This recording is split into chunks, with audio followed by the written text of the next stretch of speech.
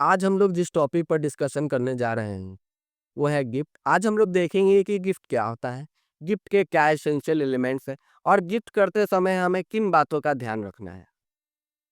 As per दी transfer property act 1880 सबसे पहले बात की जाए तो section 122 of transfer of property act यह कहता है कि यह एक इंटरवाइवियस ट्रांसफर ऑफ प्रॉपर्टी है जिसमें एक व्यक्ति अपने जीवन काल में अपनी किसी भी संपत्ति को किसी दूसरे व्यक्ति को ट्रांसफर कर सकता है।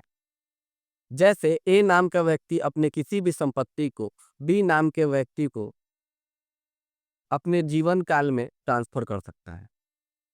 यह दो जीवित व्यक्तियों के मध्य होने वाला ट्रांसफर है, इसलिए इसे इंटरवाइवियस ट्रांसफर ऑफ प्रॉपर्टी कहते हैं। गिफ्ट के कुछ एसेंशियल एलिमेंट्स हैं, अब हम लोग उसे देखेंगे। सबसे पहले जो सेक्शन 122 कहता है वो यह कहता है कि संपत्ति जिसको गिफ्ट के माध्यम से ट्रांसफर किया जा रहा है वह ट्रांसफर के समय एग्जिस्टेंस में होना चाहिए। आप किसी भी ऐसी संपत्ति का ट्रांसफर गिफ्ट के माध्यम से नहीं कर सकते हैं जो उस समय अस्तित्व में ना हो।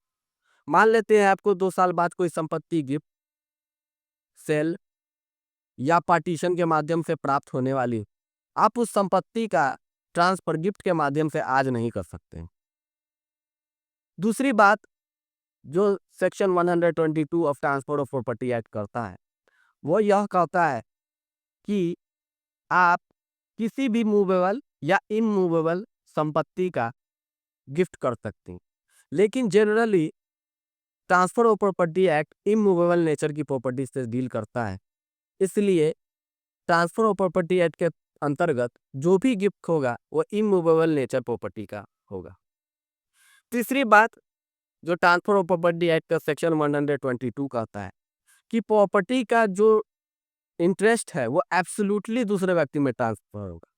यानी जो व्यक्ति अपने संपत्ति को गिफ्ट के माध्यम से दूसरे व्यक्ति को ट्रांसफर कर रहा है उसका उस संपत्ति पर से संपूर्ण अधिकार समाप्त हो जाएगा और जिस व्यक्ति को संपत्ति गिफ्ट की जा रही है उसके पक्ष में हो जाएगा।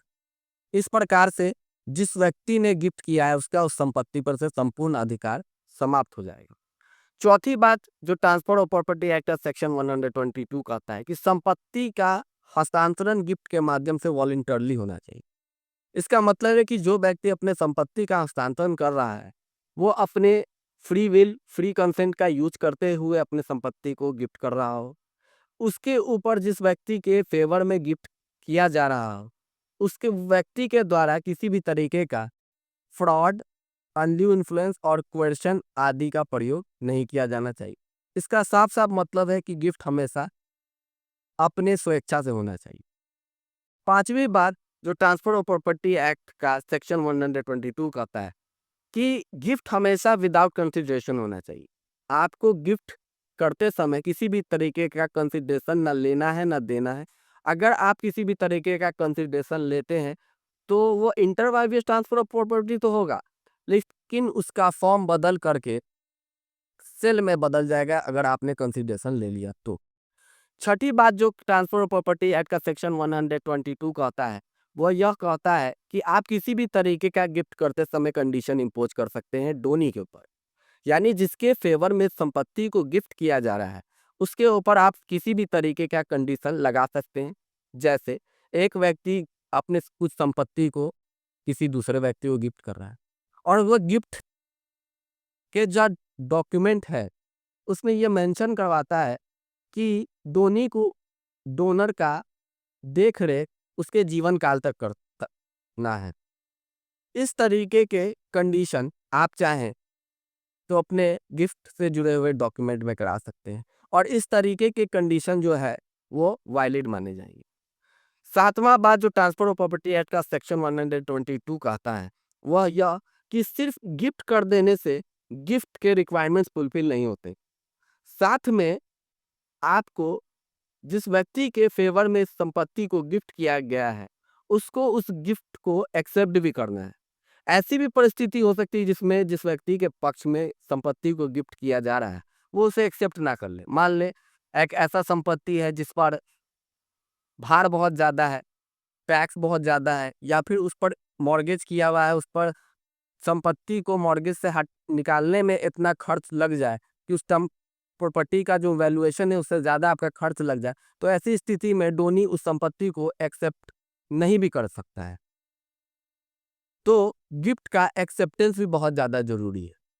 संपत्ति को आपको जिस व्यक्ति के पक्ष में संपत्ति को गिफ्ट किया जा रहा है उसको गिफ्ट को एक्सेप्ट भी करना है, और एक्सेप्ट उसको डोनर जो व्यक्ति संपत्ति को गिफ्ट कर रहा है उसके जीवन काल में ही कर लेना है। पहली रिक्वायरमेंट तो ये है।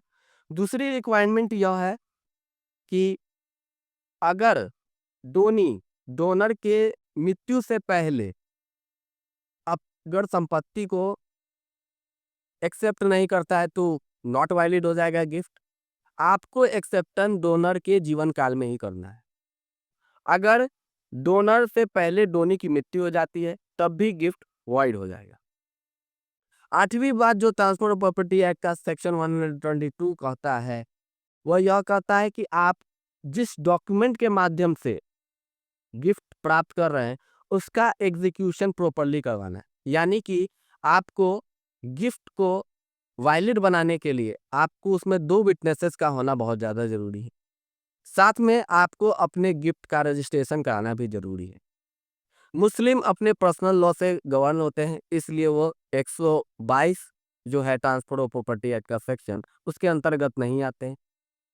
साथ में मुस्लिम लॉ में ओरल गिफ्ट का कॉन्सेप्ट है, इस वजह से भी वो ट्रांसफर ऑफ प्रॉपर्टी एक्ट के एम्बिट में नहीं आते। इस प्रकार से अगर देखा जाए तो इसमें मुस्लिम्स को छोड़कर बाकी सभी धर्म के लोगों से जुड़े हुए gift transfer of property act के सेक्शन 122 से ही डील हो। ये हो गई गिफ्ट और गिफ्ट से जुड़े हुए कुछ उसके एसेंशियल एलिमेंट। आपको गिफ्ट से जुड़े हुए किसी भी बात को जानना हो तो आप कमेंट के माध्यम से हमसे पूछ सकते हैं। Thank you very much for watching.